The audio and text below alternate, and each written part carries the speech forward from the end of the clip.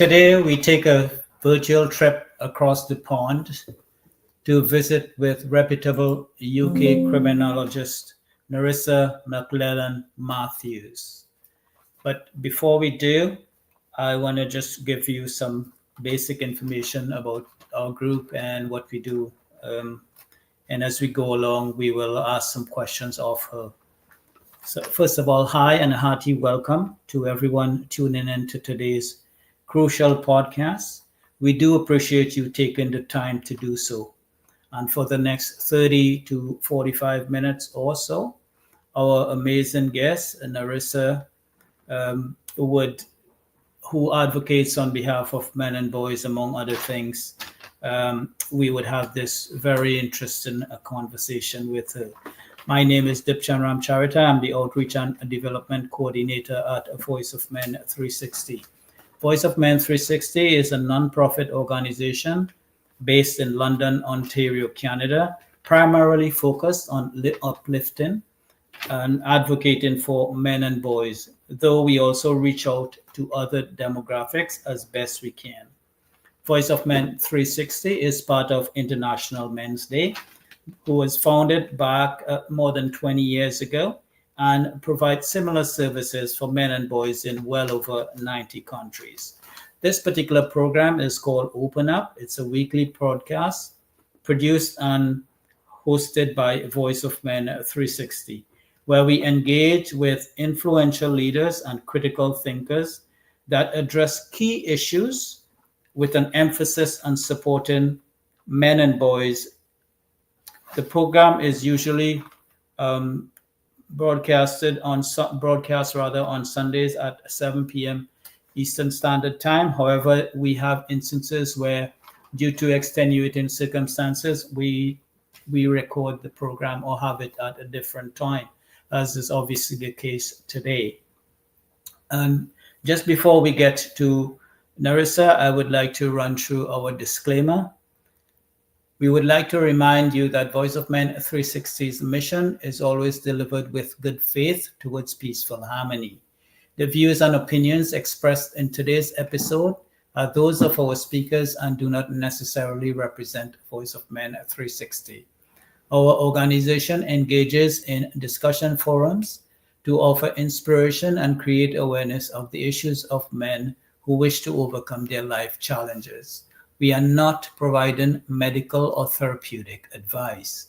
Should you require that type of assistance, we recommend you contact a medical professional immediately.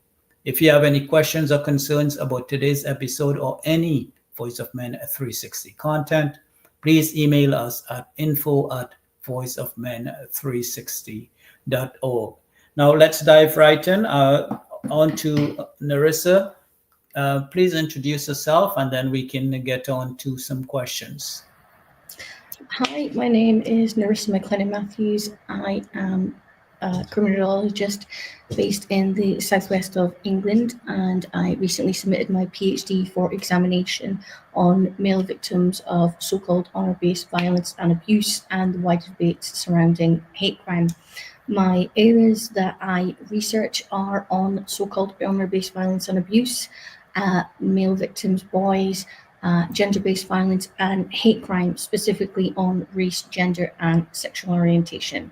And I'm also a guest lecturer at the University of Plymouth, giving specific lectures on my areas of interest. Excellent.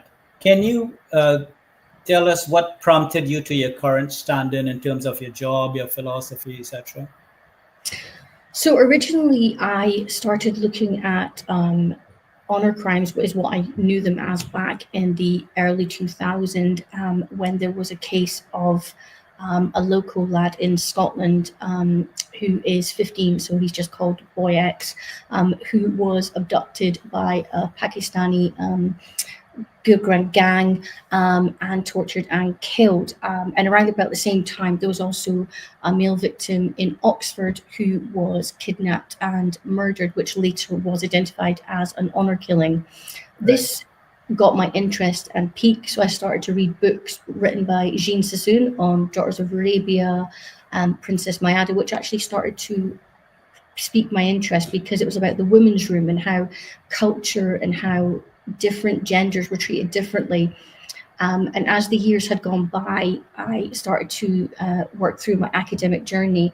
And having studied history and law, I went on to do a master's in criminology, having looked at women and girls and the legal policies and frameworks and how it was not helping victims in the UK. And then I progressed on to looking at male victims for my PhD thesis. Keeping on the subject of honor killings, can you explain the complexities of honor-based violence and killings, including some common misconceptions and how different communities are affected? Okay, so when I express my views on these are specifically my views. Another criminologist that looks at this area might potentially have a different view or use different terminologies. I use the term so-called honor-based violence and abuse because for me, it desensitizes that honor element. It de-glorifies honor, because to use the term honor is to say that something is honorable, it's a reward, it's something to be proud of. And in this instance, that is not the case. But as I say, different academics, different law enforcements will use different terminologies. It doesn't mean that one terminology is right and one terminology is wrong. It is, individual preference or organizational preference. So honor killings are a unique form of gender-based violence, and they are not specific to one religion. There is this misconception that honor killings are an Islamic Muslim thing.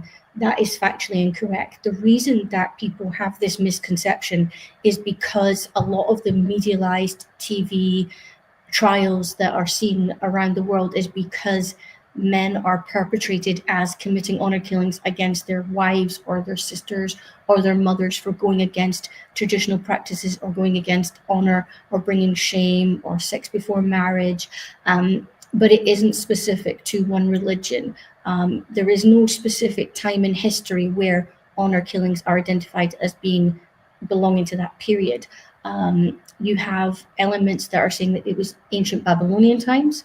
You have representation of an honor killing being done in the ancient Egyptian times of Pharaoh Ramses III in the Harem conspiracy. And that's where we also see one of the first suggestions of an honor suicide, where the Pharaoh's son Pentawari was asked to commit suicide because he tried to murder his father. So there is elements in history that identify that this belongs to different cultures and different religions.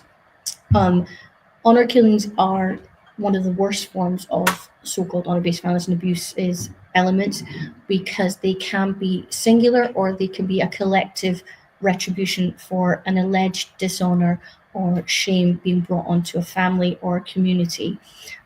Men are normally victims through association with the person that they've allegedly brought shame with.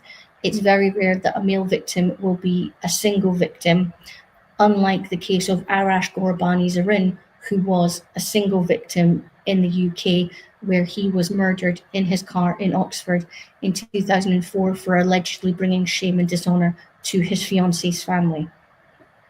Yeah, it's good that you've mentioned the fact that it's this misconception that it's only Islam or Muslims that are involved in honor killings. That you've shone some light on that subject to show that it's affects other communities as well. And I also like the fact that you've qualified the honor killing more or less with the word so-called, instead of glorifying it as it's unintentional though, but all the same, I think it makes more sense to call it so-called instead of just honor killing. So um, what about solutions? What potential solutions would you propose to address honor-based violence and killings, or so-called honor-based violence and killings? And what are the practical considerations for implementation, including timelines and potential challenges to compliance? So I think there's multiple parts of that question. So I know that here in the UK, there has been a lot of questions in the last 5 years about bringing in a legal definition for so-called honor-based violence and abuse, because there isn't actually a definitive definition on what so-called honor-based violence and abuse is. And that's from the United Nations to an individual continents. There isn't a single definition. So again, countries, organizations, individuals use a unilateral definition of what these crimes consist of and what this terminology means. So in order to be able to create a framework and create legislations, obviously we need a single definition that everybody recognizes.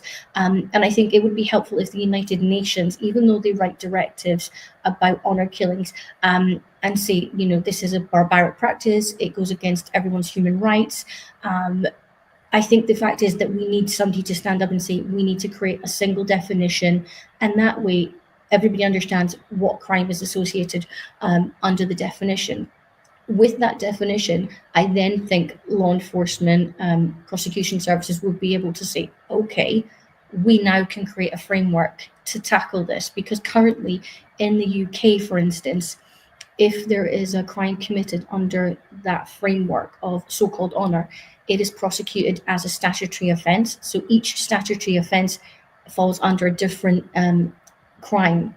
So for instance, honor killings would fall under a homicide, and obviously rape and sexual assault, that would fall under the sexual assault. So for instance, that would change. If we could create a framework and create a legislation, it could be that these could all be prosecuted collectively, and that would also allow for the aggravated markers to be applied, because obviously if you look at it, it is a hate crime because somebody's being targeted for a specific reason, whether it's their sexuality, whether it's their religion, whether it's their gender.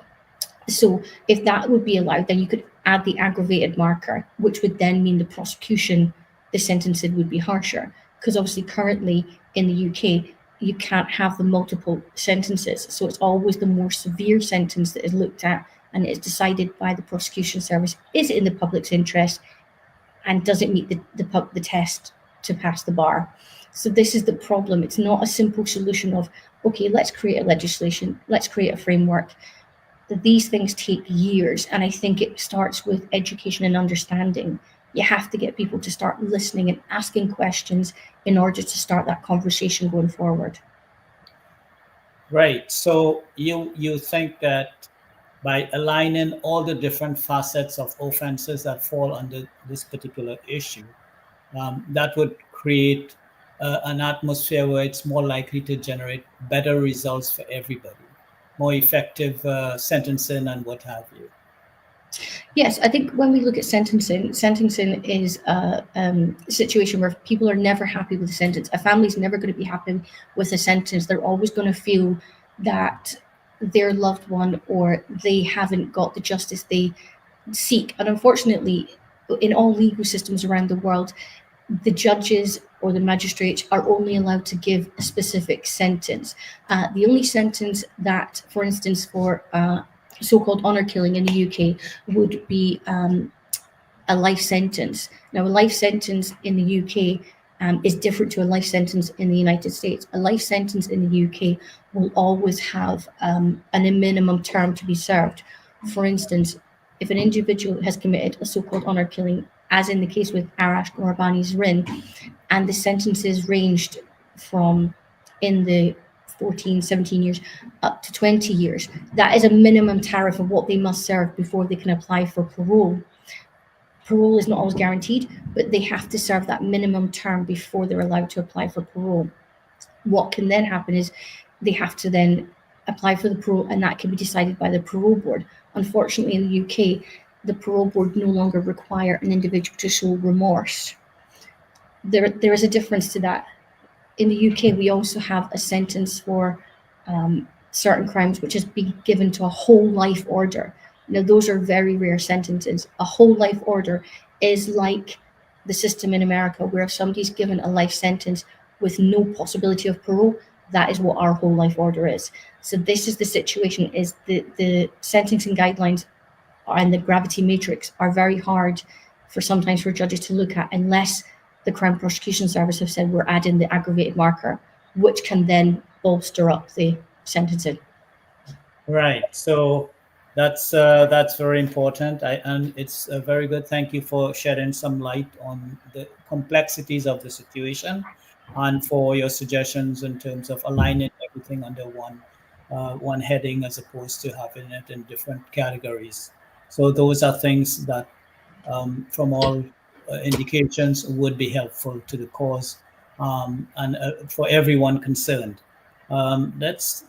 Let's look at the issue of gender-based violence, and what impact has societal norms and expectations have on gender-based violence, especially on men and boys.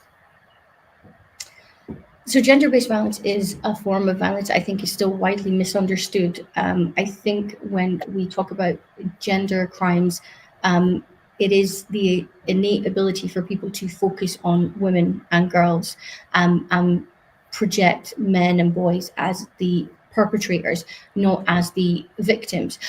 So I think that even though we can say, oh, this is a crime based on gender-based violence, I think there's always that initial assessment of going into something saying, oh, there's a female involved, automatically the female is the victim, not the man.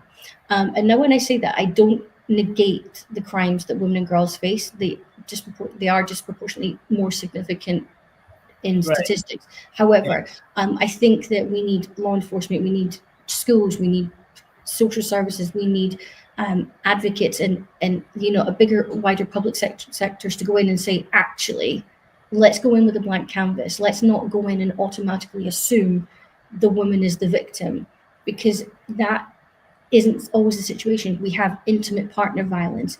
We have men that are sexually assaulted by their female partners or their same-sex partners. So I think we need to step away from this societal stereotyping of men are the perpetrators, they can't be the victim, because we are then shutting down that initial contact and getting the information, because the initial contact makes the difference, and you've got that ability to build up the rapport with the potential victim, and they might then open up to you. But if you go in and they feel like you're blaming them, victim blaming, you've lost that opportunity, and there's not a chance to then potentially build that opportunity up again. Right. And this leads, while you've kind of partially answered the question I'm about to ask already. So if there are other facets of it you can expand on, that would be great. It's a bit of a lengthy question, so here goes. What are some common forms of gender-based violence? You've mentioned a couple that negatively affect men and boys, and how can we better support both male victims and perpetrators? Now, I pause here to go along with the point that you made, that most violent crimes are committed by men, but most violent crimes are also committed to men or on men. And in no way do we condone violence. When I say support for perpetrators, I'm talking more in terms of probably rehabilitation, or probably peeling back the layers to see the root causes of how they ended up in that situation. And that way we might be better able to address the situation. So yeah, so just to make sure that people understand, we are not condoning perpetrators' action. So yeah, just to reiterate, when I'm going to use the term perpetrator, I'm not saying what they've done is correct. I'm not saying hypothetically the crime they've committed is in any way condonable. But what I'm going to say, and I'll touch on it briefly now and then go into it, is some perpetrators learn through they learn from their parents. So if you're in a household, or you're in a culture, or you're in a city, or you're in a group, you're going to do social conformity. It also helps, and if you're raised in that environment, the chances are you potentially could project into doing that, because you don't know that there's any difference. So a perpetrator isn't always necessarily a perpetrator by choice. It could be that they've also been a victim themselves, so they go on to be an abuser. So let's look at this in general. So gender-based violence, some of the crimes, as I've already touched on, is intimate partner violence. What I want to talk about is the one in my area is so-called honor-based violence and abuse, is when we look at homosexual males And a prime example of this would be when we look at specific terrorist groups and how they deal with it in their culture, primarily ISIS and Hamas. And there was recently a documentary on about this, in the fact that they don't and will not accept homosexuals within their culture or within their regime. So there Right. is video footage of them throwing homosexuals off of buildings, stoning them to death because they've gone against what they perceive as the religious ideologies. It's not what Islam, it's not what the teachings of the Quran say, it's what these radicalized individuals and their religious ideologies are saying is actually, you cannot be gay, you are bringing shame upon us. So they're going to throw them off a building. That is a form of gender-based violence that is innate in religious ideologies. So that then creates a level of fear. If you're seeing this being projected on TV and you're seeing this being done in person, that's going to create this fight or flight situation. So somebody's either they're going to conform, which is social conformity, peer pressure, or they're going to run. If they do that, there's a chance that they're going to be killed. So there is that, once that fear is instilled on somebody, they then become a perpetrator. It's easy to follow than be a victim again. So I think when we look at perpetrators, it's not as clear cut as what they've done is wrong. There is always a reason. You have to go and have a look. You have to unpick what was their childhood like. That's why when individuals go to court, 9 times out of 10, there will be a social work background report done if there's going to be a lengthy sentence, because we need to see what has caused this, what's led to this. Is there reasons for it? Is there mitigation? And certainly, in psychology, there is an argument that says people or individuals that are abused go on to be abusers because it was never rectified, or they didn't see any justice, so they don't see anything wrong with it. That's not saying that's correct. That's just psychology suggests that there is those elements that go forward. Wow.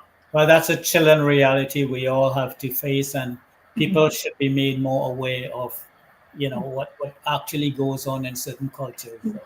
But I think that's because there isn't the support for men and boys. So when I say that, there is a lot of charities, there's a lot of safe houses for women and girls. And, the United States, there's plenty. In the UK, there's plenty. I know for a fact that there's only maybe 3 to 5 safe houses up and down the UK for male victims. So when you look at it statistically like that, then people have to be wanting to understand. They have to want to help. It's about education. It's about understanding. It's about having these difficult conversations. Yes, what they've done is wrong, and we're not saying that what they've done is correct, and we're not supporting them. But what we're saying is we need to be having these conversations and trying to change. It's a bit late trying to change things once it's got further. If we have the conversations with the men and boys in school and say it's okay to come forward and say you're a victim, it's okay, you're not going to be judged, then we can help them. Yeah, certainly that's something that we need to address on all different angles. And you've made some very good points on this particular issue. Now, the next question is: has the subject has gathered international attention, and not on the good side. In the last, I would say, few months, especially, and it's a very sensitive and controversial subject that some people have a hard time dealing with. So here goes. How does the desire to virtue signal and avoiding offense to certain demographics impact the effectiveness of the law in addressing critical issues like the grooming gang scandal in the UK? That's one part. And the second part is, what steps can be taken to ensure a more meritorious and sensitive approach to this crisis? So you're quite correct. The Rochdale grooming scandal is one that is very sensitive in the UK. There are a lot of individuals that feel that there was a lot of police inaccuracies. There's a lot of noise about police corruption, lack of understanding. And I think what there is also is the fact that we have to understand that there are still police forces that are institutionally racist. There's no getting around that. And I think the other element that we have to understand is that we have officers that just don't understand the culture or understand the elements of what they're going into. The Rochdale scandal is one that's still talked about now, even though it occurred back in the early 2000s. And I think the elements is that we've got officers that are either going in and racially profiling the victims and thinking, oh, this couldn't have happened. And I think that's an element, is that the Great Manchester Police admitted that there was failings and that they'd got it wrong. And I think Maggie Oliver, who is a strong advocate for the girls, and she's a strong, independent woman who also worked on the case, is saying there was failings, it's wrong. Even now, they're still getting it wrong because the victims aren't being supported. The element that we do have is that when the perpetrators have dual nationality, for instance, they have Pakistani nationality and they have British nationality, there are two individuals who, before it went to court, because they challenged their deportation after serving their sentences, they challenged their deportation under the Human Rights Act, actually managed to get round the deportation by a loophole. They renounced their Pakistani citizenship, meaning that they only had one citizenship, Right. which was their British citizenship. And as we've seen in the case of that girl who had her British citizenship stripped by the Home Office, is you can't leave somebody stateless. So technically we couldn't deport them because we were leaving them stateless. So they managed to get around that. So then we were failing the victims again. We were re-victimizing the victims by saying, you were abused. And one of the victims fell pregnant to one of these gentlemen, which at the time she was under the age of 13, so which made it a more serious offence. Because he'd renounced his Pakistani citizenship, he wasn't deported. So we once again are failing the victims of grooming and sexual exploitation by failing to say, no, it's okay, you're not going to get around this by using this loophole. You know, you have dual nationality, you are going to be deported back. But when we bring in the human rights, unfortunately, the human rights is very strict. You cannot deport somebody to a country where they potentially could face inhumane degradation, punishment, and torture. And as we know, Pakistan does have the death penalty, and it does have Sharia and Islamic law, which means that they can have their legs or their arms amputated, or they can be tortured, they can be stoned. So that is the problem, is that because the UK follows the human rights and the United Nations, there is a lot more red tape to get around. And if somebody keeps appealing on these grounds, it can take years to get to a decision. And unfortunately, in this case, the two that were meant to be deported, unfortunately, reside in the UK because they renounced their citizenship. Right. So this topic would really warrants a lot more time, but for the purposes of Yes. this program, we have to move on. But I do appreciate the seriousness of it all, and there are terrible things that have happened, and so many victims, especially with the grooming gang scandal that are out there, and no justice have been served on their behalf. So again, we can visit this another time and spend a whole lot more time on it. I'd be happy to. Thank you. It certainly deserves that. Now, moving on to the issue of hate crimes, how does hate crimes impact society, including marginalized communities, and what can be done to prevent them, or at least stem the flow?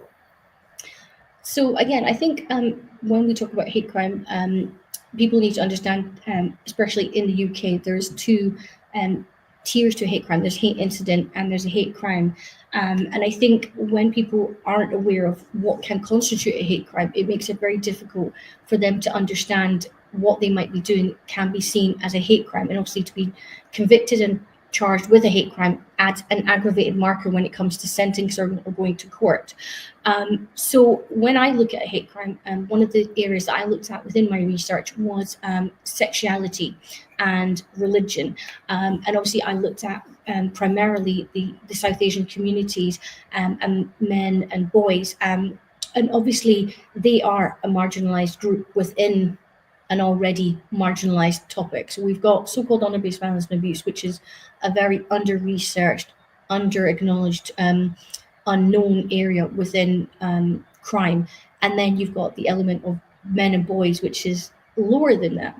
So obviously, I'm not sure if you've seen in a report that came out by the IOPC was regarding a super complaint that was raised by a charity in T Valley, in fact, where they had victims of sexual assault that belonged to the South Asian community, and they had officers going in and looking at this ostracized element within an already ostracized community, and actually racially profiling the victims, and not realizing that actually a victim can be a victim of sexual assault and domestic abuse within a so-called honor-based culture.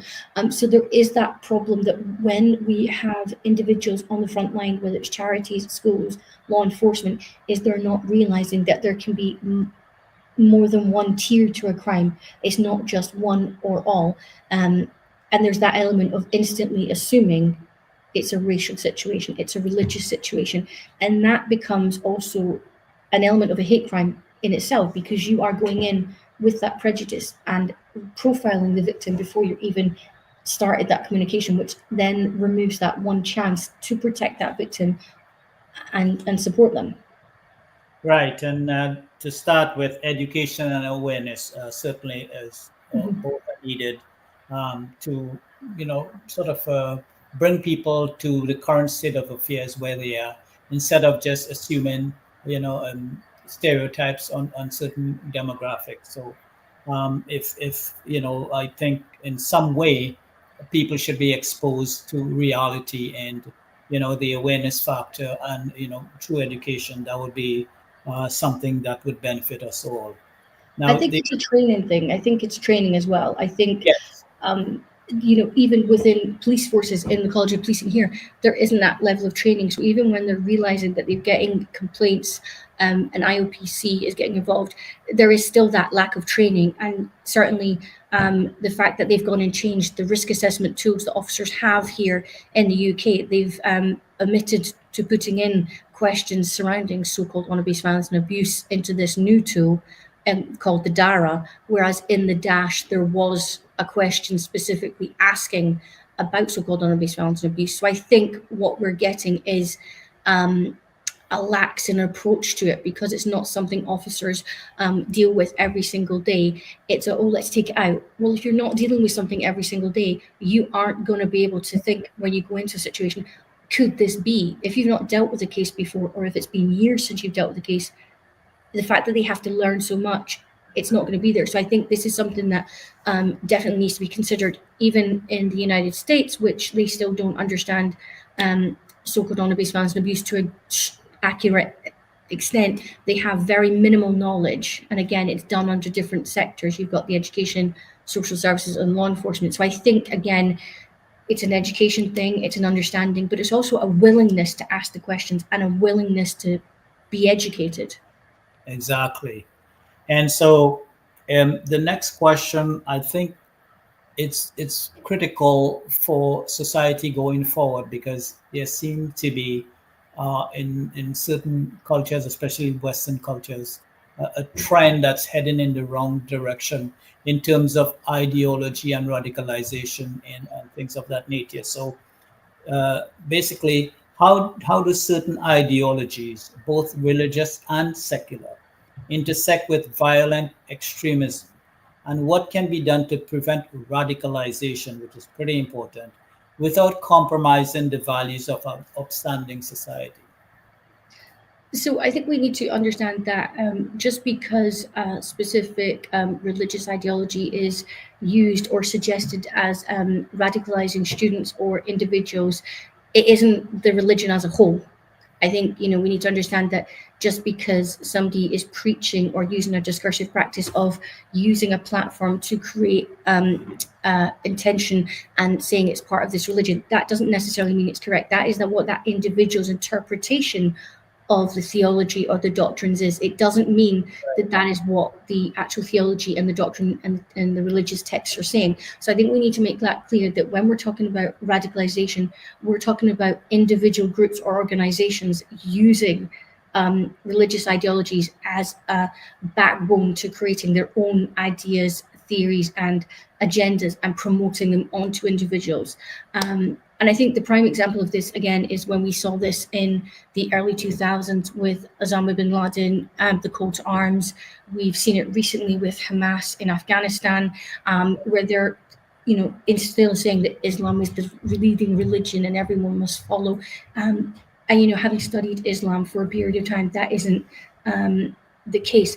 Islam is a religion of peace, but there is the religio-political version of Islamicism and Wahhabism, which is often used as religious ideologies to promote that element of ideology, and that is what's used to radicalize individuals to go to the cause, and it's this radicalization that then goes on to create violent extremisms.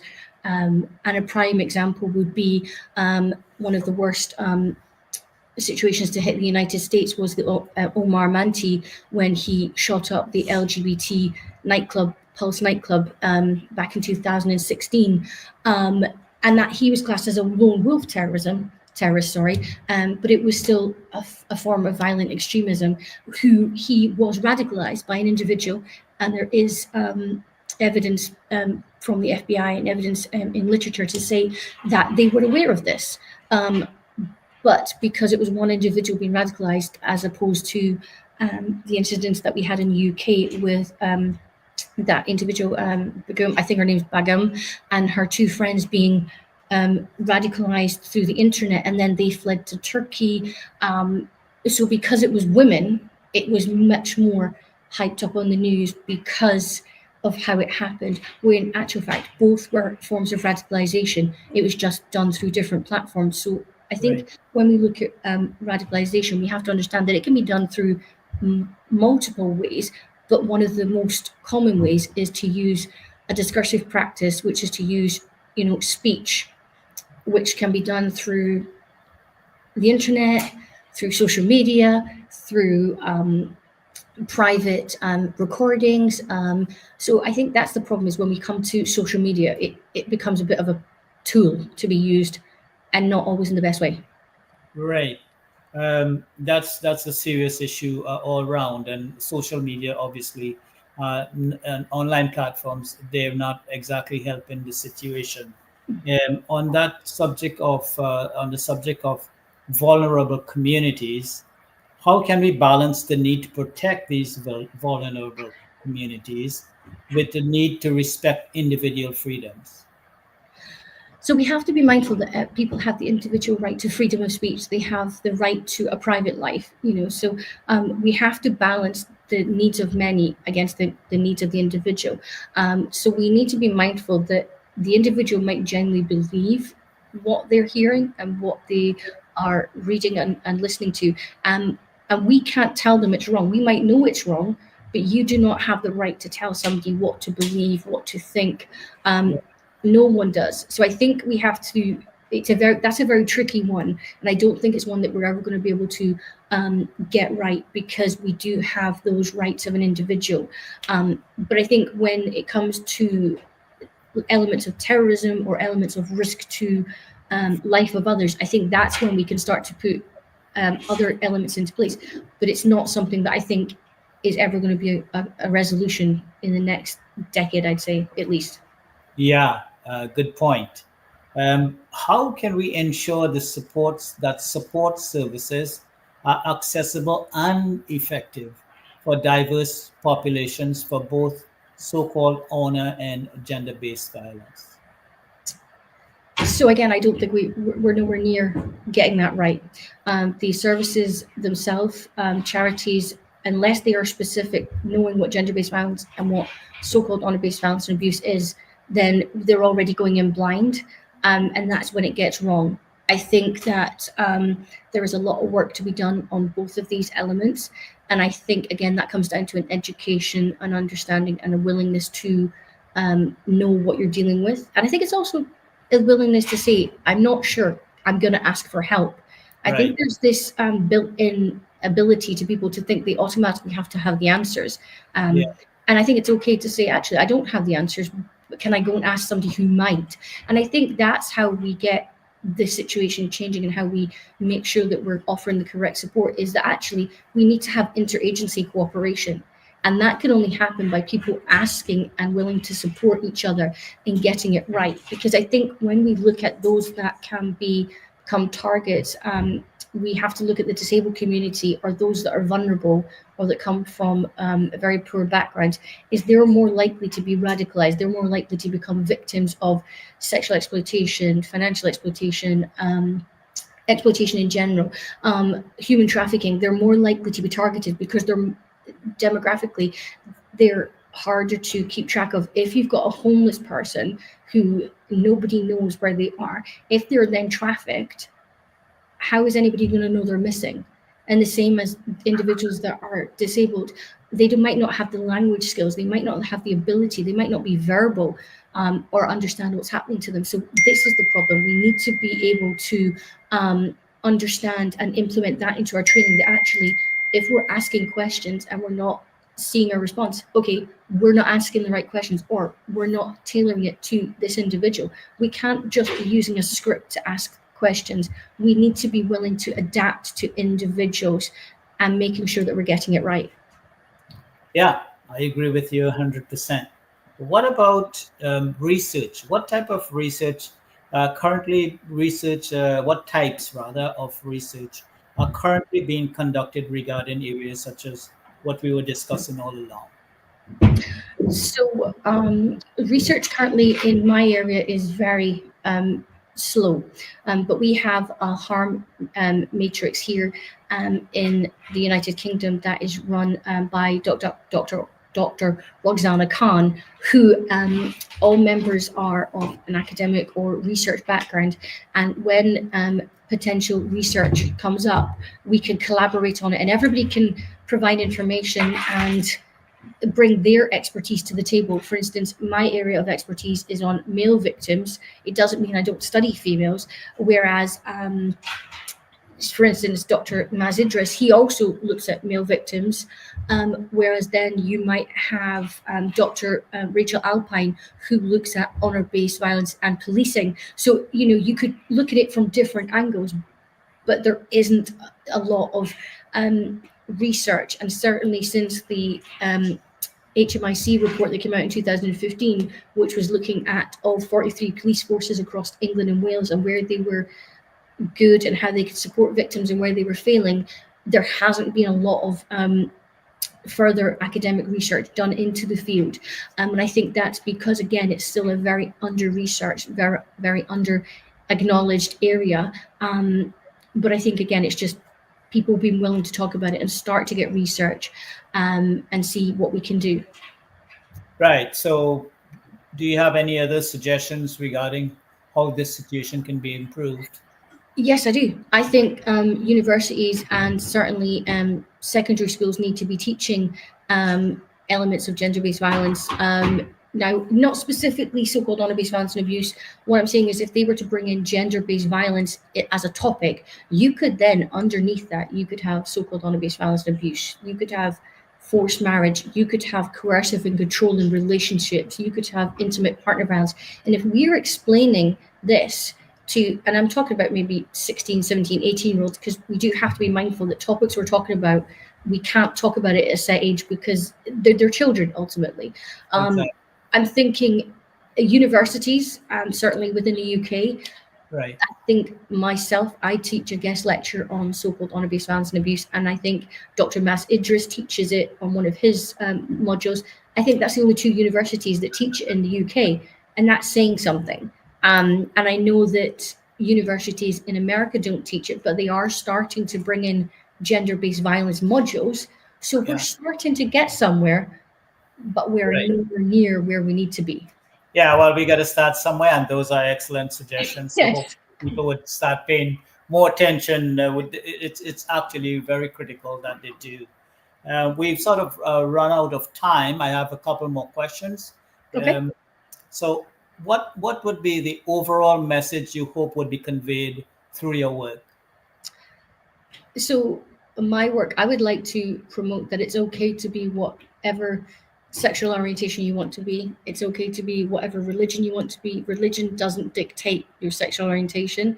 I am a Roman Catholic myself, and I know although my teaching or what I'm told is that we can't have same-sex marriage in the church, I absolutely say individuals have the right to marry who they want to marry. Everyone has the right to love who they love, and I would say that in the same as so-called honor-based violence and abuse, you love who you love.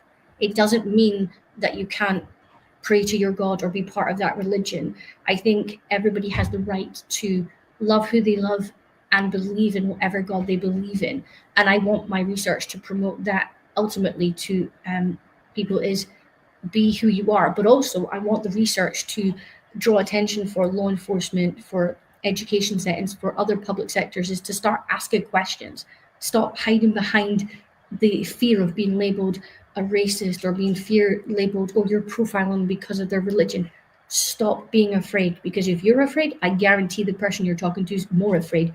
And there is this thing that the College of Policing say is this one chance rule. You might only get that one chance to save that individual and save that individual's life. Use it. What's the worst that could happen? You could get it wrong. Okay, then you say sorry. But it's better to ask for forgiveness than wonder what if.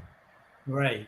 I think, people, individuals, should have the right to express their freedoms as much as possible within the framework of the law of the Mhm. land in which they live. So it's important that they have that. I don't know if that's a privilege or a right, but they certainly should have that extended to them. So I have one final question, but before I get to that, there are some final words about getting a hold of us at Voice of Men at 360. We do welcome each and every one of you out there to join us in whatever way you can. We certainly appreciate that. We are all over the place in terms of how you can get a hold of us. Our phone number is 226-289-8784. Email address is info@voiceofmen@360.org. Our website is www.voiceofmen@360.org. We do have a Facebook group page, and you are more than welcome to join us. You can see our daily activities on there, and certainly invite all your friends as well. We also have a YouTube channel. Please, again, we would appreciate if you can get onto it and take a look, invite your friends as well, and and see what we're all about. Other social media rather platforms we're on: Instagram, LinkedIn, Twitter, YouTube, and TikTok. So our YouTube channel is men360.org, just in case you missed that. So that's how you can get a hold of us. And again, get your friends to join in as well. We would really appreciate that. So finally, to Narissa, would you like to share any contact information to those out there who might be interested in learning more about what you do? Yeah, certainly. So you can reach me through Narissa MacLennan-Matthews at the University of Plymouth. You can type my name in and I'll come up. Or you can find me on LinkedIn. I welcome any questions. Just feel free to send me a message. I do ask that you give me 2 days to respond, because I do also teach at the same time sometimes and have other things going on as well. But any question or any support, if you are a victim, please honestly feel free to ask me, and I will try and help you get you support that's in your area. Now, whether that's in the UK, US, or another country, I will always do my best to help you. So please feel free to reach out and ask for support. Well, thank you so much, Narissa. So we've come to the end of our program. Unfortunately, I wish we had more time. There are so many things and more that we can get into that's critical and very important. Ladies and gentlemen, for all of you out there, we've been privileged to have Narissa MacLennan-Matthews, a UK criminologist, share all her very, very important and necessary views on some critical areas of society. So, Narissa, we want to thank you so very much. We really appreciate you being on the program. for all of you in the audience out there, thank you so much for taking the time to join us today. It's been a pleasure having you all with us.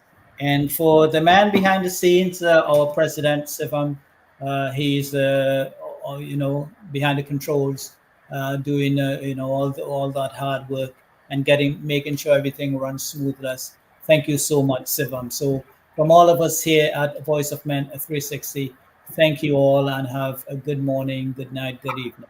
Bye from us. Bye.